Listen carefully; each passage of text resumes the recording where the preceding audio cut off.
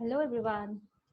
So before we start lesson for today, let me introduce myself. My name is Ruxar Tak and I have done my BA in sociology and also I am pursuing my second year of Master in Arts for sociology. Okay, and I am a UPSC mentor as well as a content developer for the last 3 years.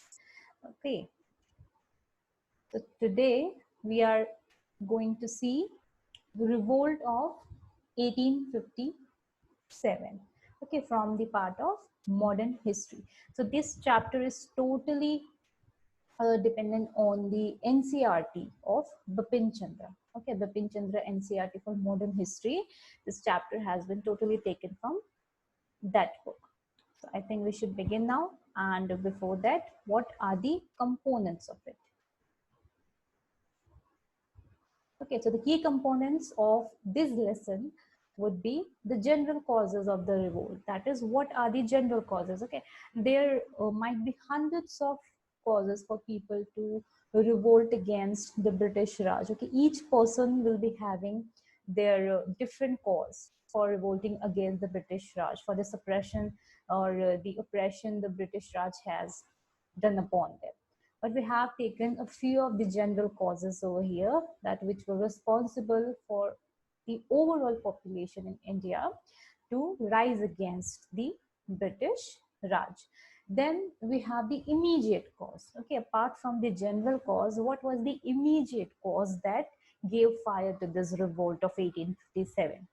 After that we will see the beginning and the course of revolt at what all places like Kanpur, Lucknow, Jhansi, Bihar, Faizabad, which were the most affected by the revolt of 1857. So we'll be seeing all these places one by one, that who was the leader, how the revolt was going on over there. Okay, how the people revolted and all that sort of thing. Then we have the sepoys. That is, what was the role of the sepoys? Sepoys are the soldiers, okay, the sipahis. So what was the role of these sepoys in the revolt of 1857? How they revolted? Okay, what were their objectives or aims? So we'll be seeing in that part. And lastly, what were the weaknesses of the revolt and how it was suppressed by British Raj?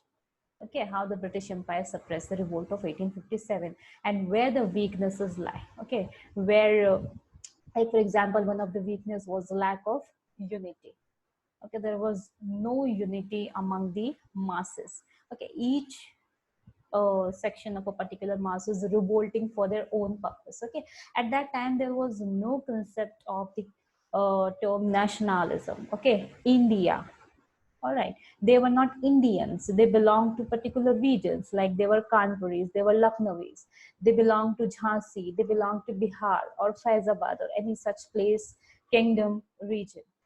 Okay, they didn't call themselves as Indian at that time, and that lack of unity led to the suppression of this revolt at the hands of British Empire. Okay, so all these components are going to be covered in this lesson. So let's begin with the general causes. What were the general causes of the revolt of 1857? So the revolt of 1857 was a product of what? A product of the accumulated grievances of the people against the company's administration, of their dislike for the foreign regime. So this wasn't very immediate. Okay, the revolt of 1857 was not an immediate one. Okay, the grievances, the problems of the people accumulated over time since the time when the British arrived in India. So there was a hate, there was a dislike in the people towards the foreign regime. And then you have the economic exploitation. We all know this, that how economically we were exploited by the Britishers. Economic exploitation was the most important reason in that purpose. So economic exploitation of the country by the British and the complete destruction of its traditional economic fabric. Then you have the British land and land revenue policies and the systems of law and administration. Okay, we knew that the Britishers wanted more and more money from Indians. And how they gained that money? Mostly from the land revenues. So the land revenue policies, the land policies which hurt the farmers, the landholders the most, they revolted against the British Empire, that how much the British Empire is exploiting us, how much land revenue they are collecting from us. Even we don't have the means to pay that, they have to be given. Okay, so a large number of peasant proprietors lost their lands to traders and money lenders. Why? Because they were not able to pay their land revenue, which was very high. And in turn, they have to give their lands to the traders or the money lenders from whom they have taken money to pay the land revenue. So ultimately, they lost their lands. Now they are not left with anything, any source of income. So what they will do? So they found themselves hopelessly involved in debt, and the revolt of 1857 gave them a chance. A chance of what? A chance to be heard, that how oppressed they are feeling, that how much they have been suppressed by the British Empire. Okay, so this was another general cause. Then the police, petty officials, and lower law courts were notoriously corrupt. Okay, there was no check upon the police or the petty revenue officials or the law courts, etc., that whether they are performing well or not, whether they are performing without any corruption or not, honestly or not. No, there was no such check. And even if it was there, it was at a very lesser extent. So ultimately, the general public, okay, the general public used to be assaulted at the hands of the police and these corrupt officials. Okay, so again, this was a general cause.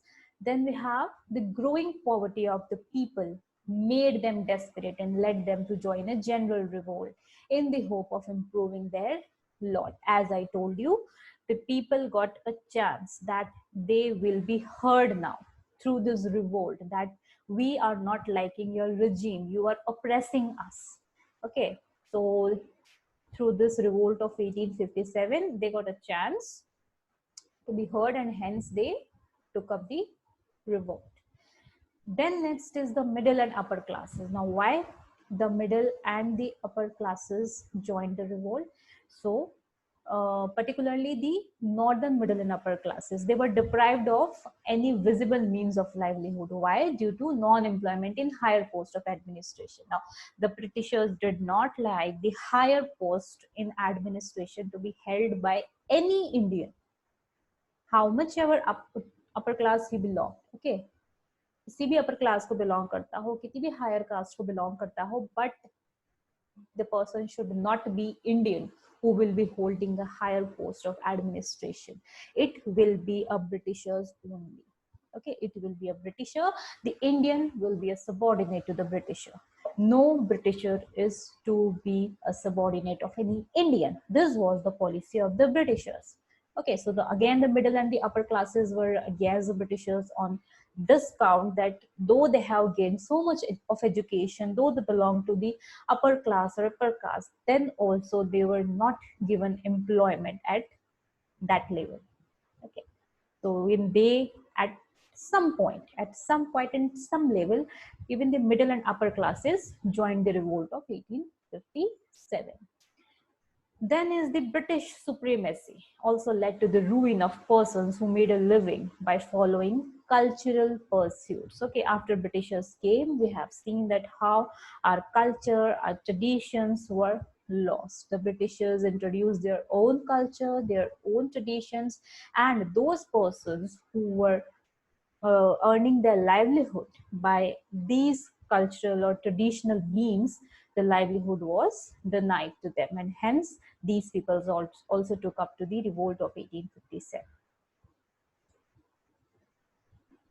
Then the British remained perpetual foreigners in the country. There was no social link or communication between them and the Indians. So unlike foreign conquerors, okay, before them, like the Mughals, you say, or anyone, they even did not mix socially with the upper classes of Indians, leave the lower classes. Okay, so the Mughals or other rulers, foreign rulers like the Indo-Greeks or the Parthians, etc., they came, they conquered parts of India, and they became a part of India. They called themselves Hindustani. Okay, unlike those conquerors who were also foreign, but they considered themselves as a part of India, Britishers never considered themselves a part of India. So ultimately, they remained a perpetual foreigners to the inhabitants of India, the original inhabitants of India. Okay, they never mixed up even with the upper classes. Okay, lower classes की तो बात ही दूर है. They even did not mix up with the upper classes, which also enraged them. That why do the Britishers look down upon the upper classes as well? They are also rich. Okay, they have all the means which the Britishers have, but still the Britishers do not consider them as equals. So instead, they had a feeling of racial superiority. Racial superiority. We are whites, they are browns and blacks, and that led to arrogance against the Indians. Okay, so they treated Indians with contempt and arrogance and always looked down upon them, never treated them as equals. So the British did not come to settle in India, but to make it their home. So their main aim was to enrich themselves and then go back to Britain along with their wealth. So they came to India only to earn a lot and lot of money from Indian resources.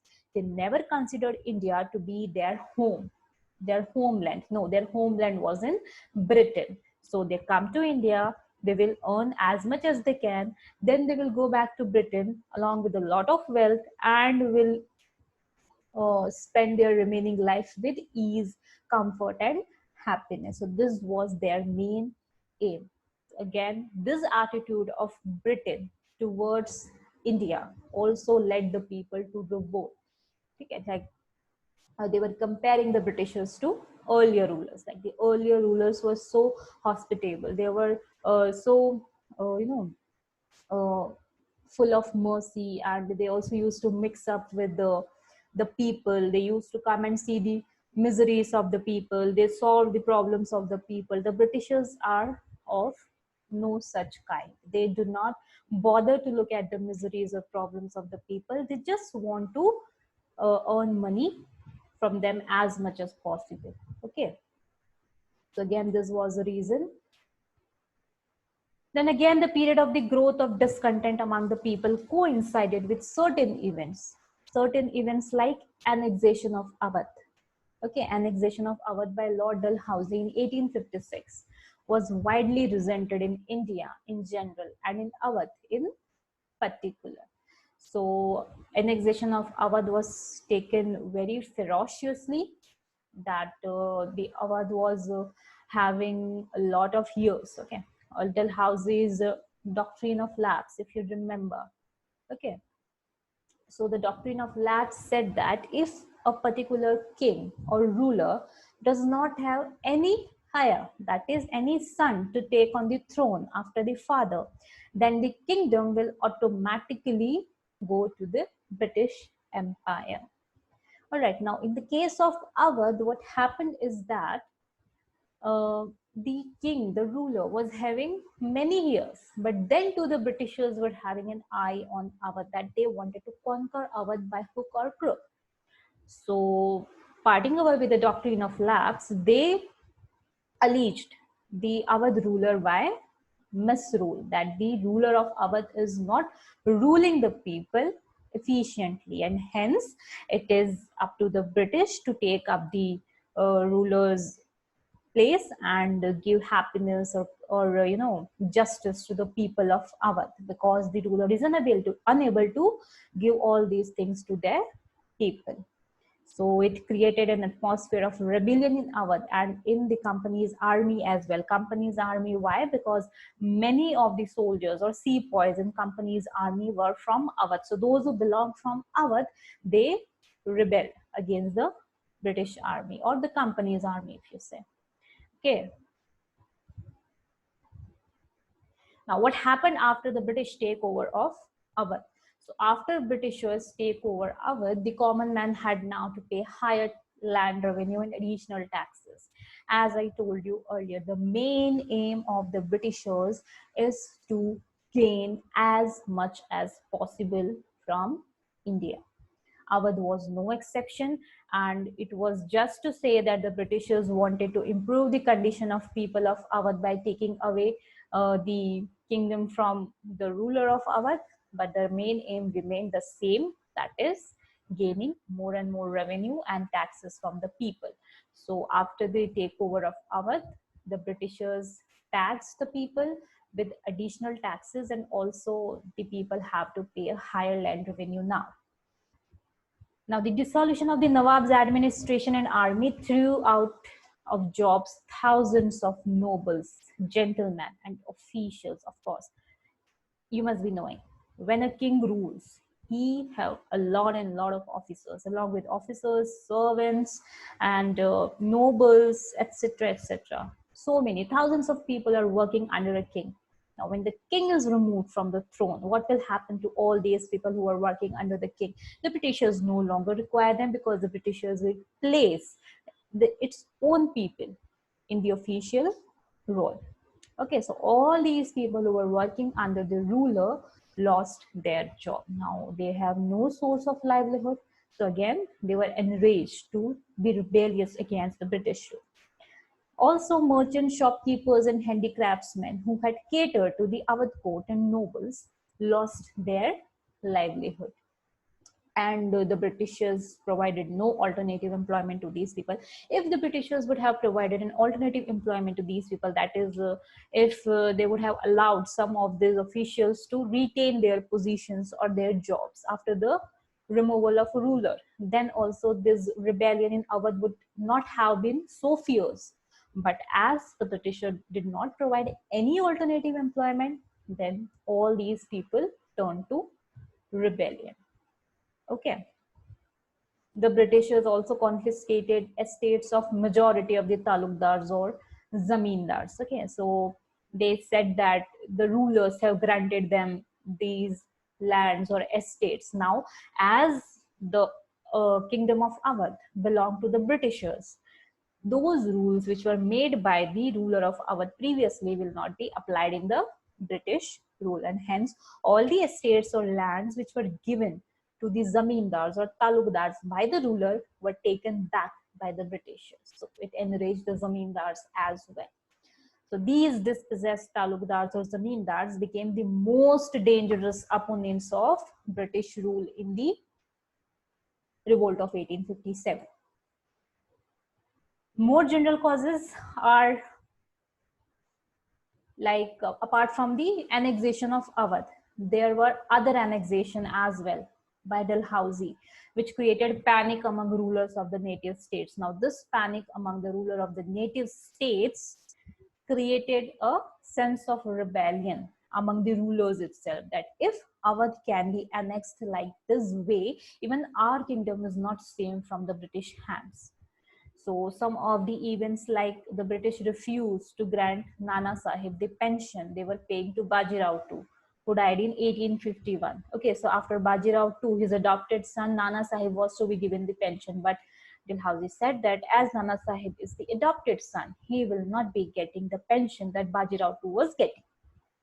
Then similarly, the British insistence on the annexation of Jhansi incenses the proud Rani Lakshmi Bai, who wanted her adopted son to succeed her deceased husband. Okay, Lakshmi Bai was not having the son of her own. The son was adopted, her husband was no more, and she wanted that her adopted son should succeed his father. But the Britishers won't allow it under doctrine of lapse, that is, if you don't have a son, your adopted son will not be allowed to take the throne if the Britishers so wish. Okay, so if you want your adopted son to take the throne, then you should take the permission of Britishers. If they allow, then definitely you can place your adopted son on the throne. But why the Britishers will allow the adopted son to take the throne when the opportunity lies in the hands of Britishers to take the kingdom under the British rule?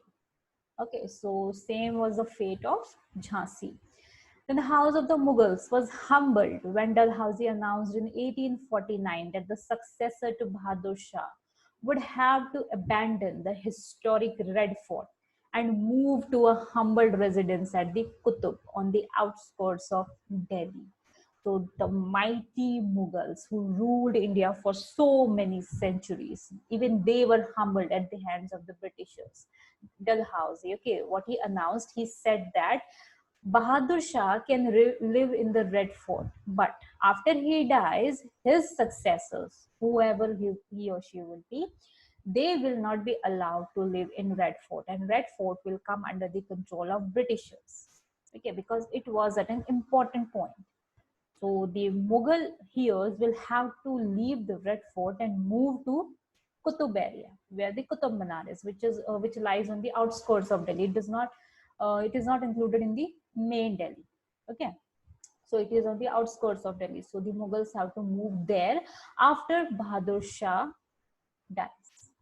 Okay, then in 1856, Canning announced that after Bahadur Shah's death, the Mughals would lose the title of kings and would be known as mere princes. This was again a big blow to the prestige of Mughals, who considered themselves as kings of India since a long time.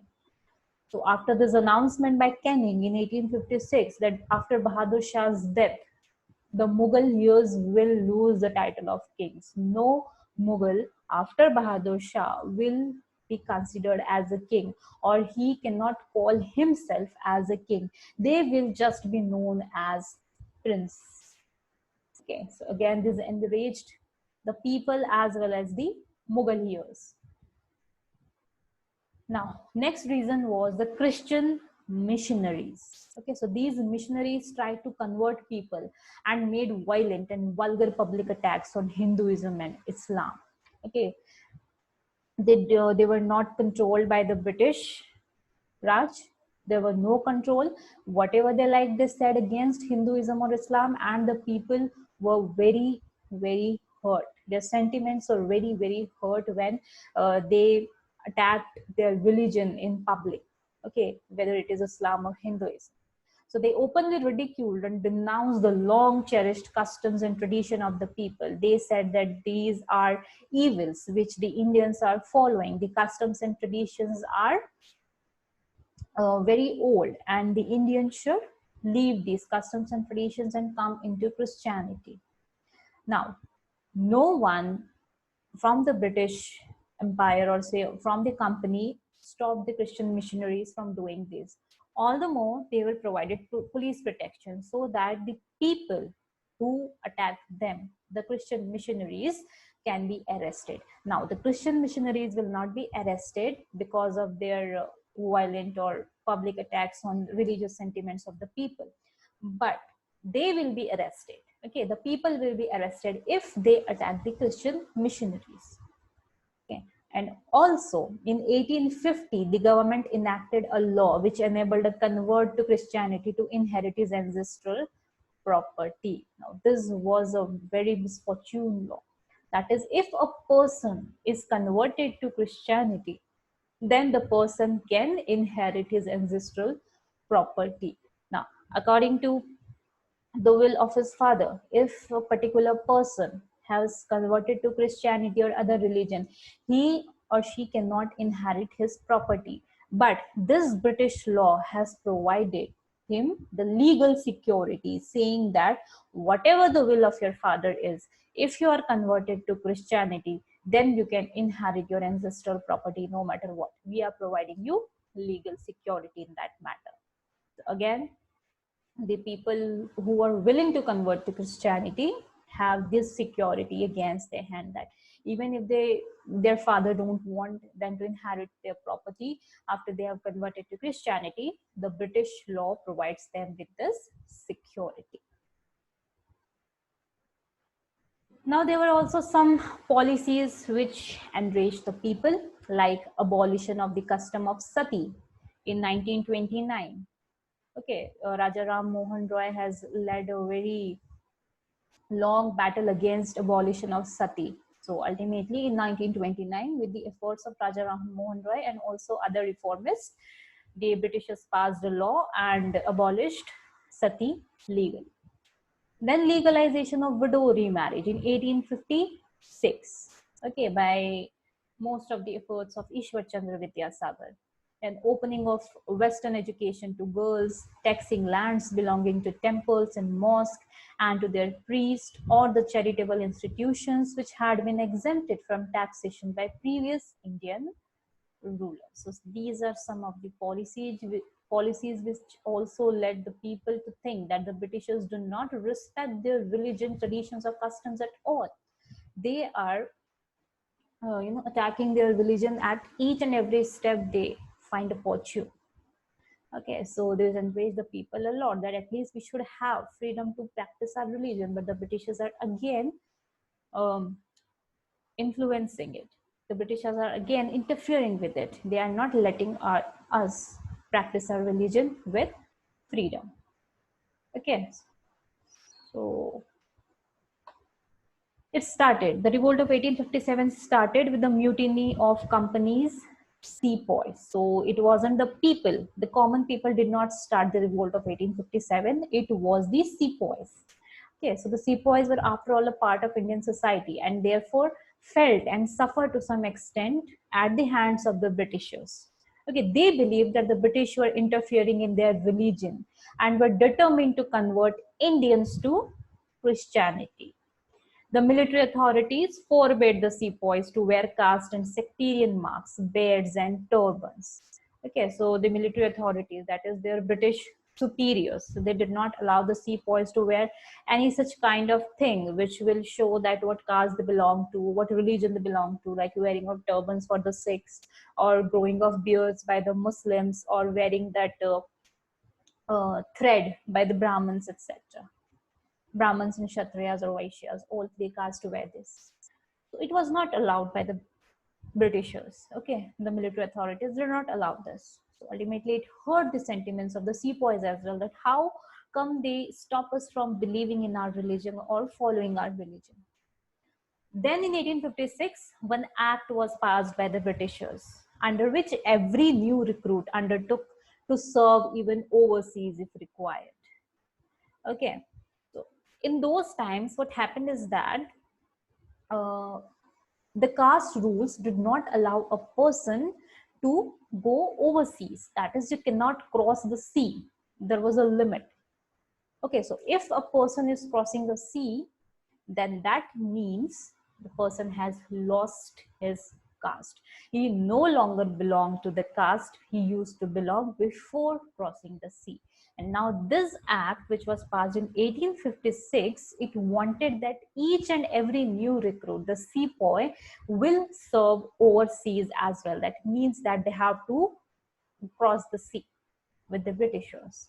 Now that means that whether they can serve the Britishers or they can be of their own caste. Now, if they serve the Britishers, they will lose their caste. If they will not serve the Britishers and be with their caste, then definitely they will not be having any source of livelihood. So they were in a dilemma due to this law. Again, this hurt their sentiments a lot, that they are interfering a lot with our religion and caste rules. Now, these sepoys also had numerous other grievances apart from these which were discussed earlier. Okay, like they were treated with contempt by the British officers. They were esteemed an inferior creature. He is treated roughly. He is spoken of as a nigger. He is addressed as a sewer or pig. Okay, the British superiors mistreated their inferiors. That is, they didn't used to call them by their names. They used to call them, addressing them by the name of pig. The younger men treat him as an inferior animal. He was paid much, much less. Okay, even if a Britisher of the same rank will be getting twice, thrice, or four times more than the Indian was getting. So the Indian sepoys were getting very less of salary. And no Indian could rise higher than a Subedar, drawing 60 to 70 rupees a month. Okay. So I already told you that there was a limit to which an Indian administrator or an army man can serve. Above that, the Indians were not allowed. Only the British officials were uh, held, held to on these posts. Okay, higher posts were given to Britishers only. No Indian can serve at a higher post. So these were some of the grievances or problems of the sepoys that they were facing on day-to-day basis, and hence it enraged them a lot. And they started with the revolt of 1857, and they were given support by the common man, by the general public, who were in turn again suffering with their own problems against the Britishers. Okay.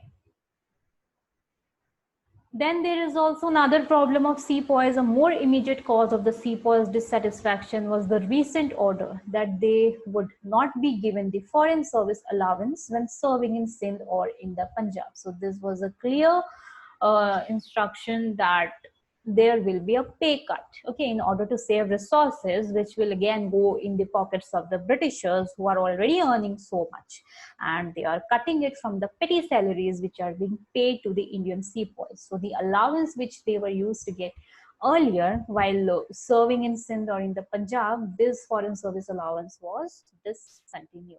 Now this order resulted in a big cut in the salaries of large number of them. And again, as we discussed earlier, with the annexation of Awadh, which was home to many of the sepoys, this inflamed the feelings of the sepoys belonging to Awadh. So all these problems were bubbling in the sepoys, which bursted out at the moment, and this resulted in the revolt of 1857. So the revolt of 1857 came as the combination of popular discontent with British policies and imperialist exploitation. Okay, policies, as we have seen, the land revenue policy, the taxation policy, the military policies, and on the other hand, the exploitation, and mainly the economic, social, and religious exploitation of the people. Okay, and this discontent was not immediate. It was accumulating for a long time, and due to these things, it came to be called. Okay, then we have the immediate cause. So I think we will stop here for now. The general causes were too much. Okay, just try to recollect these general causes. It will help in your answer writing. Okay, this is important for your prelims as well as the mains. In the mains, direct question on these general causes or revolt of 1857 is not asked. Statements are given, but still it is good if you remember some of the causes generally, that what were the causes, so you can list them very beautifully. Okay, so it was explained in very easy way. It was totally from the NCERT of Bipin Chandra. Nothing else is included or added to it. So it is pure NCERT material. Okay, so I think this is it for today. Thank you so much.